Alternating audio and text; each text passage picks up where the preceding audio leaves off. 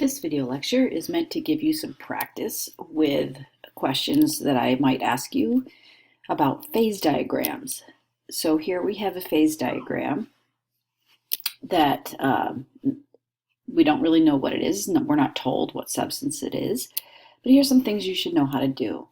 You should be able to label the following on the chart as either a solid, a liquid, or a gas. Okay, and so it's always going to go in this order. You're always going to have solid, liquid, and you're always going to have gas over here. So as we said in class, there's always a Y shape. Kind of looks like a wine glass tipped on its side, and the liquid is always inside the wine glass. Okay, we're going to circle the critical point. Critical point is always at the end of the liquid to gas line right here. And we're going to put a triangle around the triple point. Okay, we know that this line right here, separating liquid to gas, that's going to be vaporization or condensation, depending on which direction you go. This line right here, between the solid and the liquid, that's going to be melting or freezing, depending on which direction you're going. And this right here is going to be sublimation because it's going between the solid and the gas sections of the graph.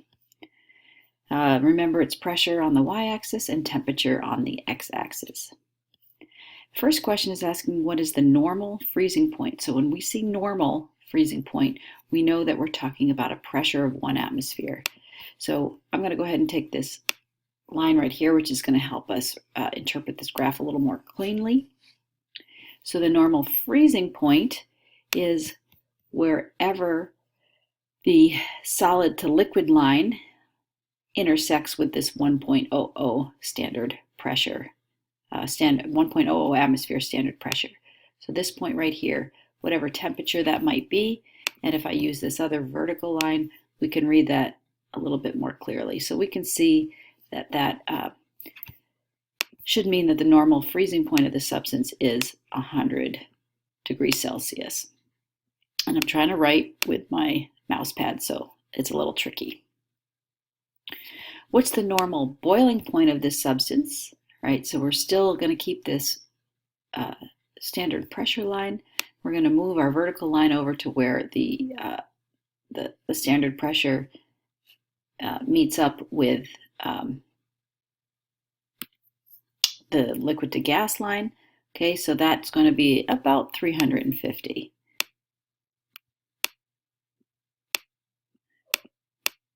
Okay.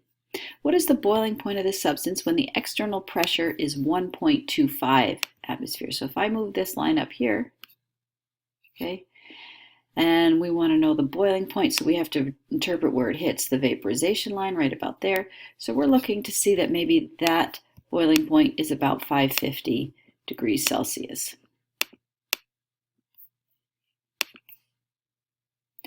Next question, if I had a quantity of this substance at a pressure of 1.25 atmospheres and a temperature of 300 degrees Celsius, okay, so 1.25 atmospheres and 300 degrees Celsius, so that's this point right here. And then we lowered the pressure to 0.25 atmospheres. So we brought the temperature is going to stay the same, but we're going to bring the pressure down to 0.25. So it's going to go in this direction. What phase transitions would occur? Well, that means we're going from a liquid to a gas, which would mean that we are talking about vaporization.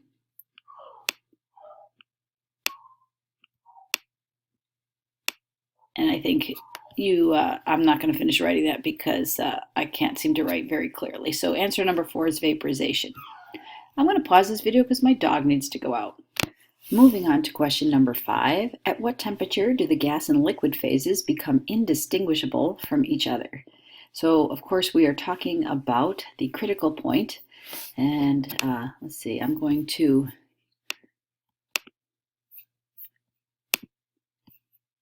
try to move this line.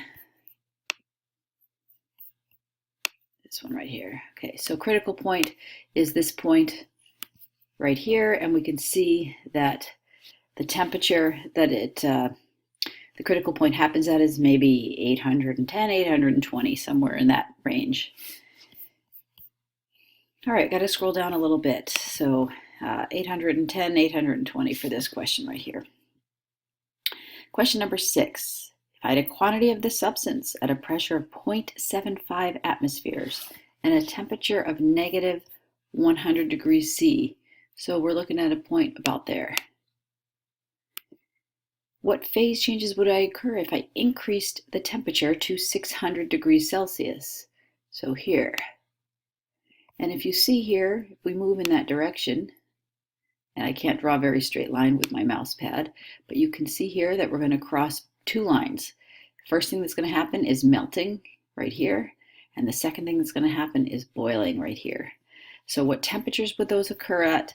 Well, for that we would want to make sure that we read those properly. So the melting is going to happen at about 100 degrees Celsius, and if we were to make this line up here, we might be able to see that a little easier. Okay, so let's see, the boiling would happen at, oh, maybe what is that, 175, give or take. Okay, so again, the melting would happen at maybe actually just a little bit less than 100 degrees Celsius, so maybe about 95 degrees Celsius. And the boiling would happen at about, oh, looks like it would happen at about 160. I think that's correct. Okay. Question number 7. If I had a quantity of this substance, and I know it's off the video screen, but you should have a handout with this. If I had a quantity of the substance at a pressure of 0.5 atmospheres and a temperature of 100 degrees C, so that puts us right about here. So 0.5 atmospheres, a temperature of 100 degrees C, and we lower the pressure to 0.1. That's about here. Okay, what's happening between those 2 points? What phase transitions would occur? Well, the answer here is no phase transition. It's in the gas phase and it's not going to change the phase. All right, so those are the questions that are on this page. The other thing to note is that this solid to liquid line has a positive slope, right? So this positive slope, it's tipping to the right. And again, I cannot write with my mouse pad. So positive slope, what does this tell you about the density of the solid versus the liquid?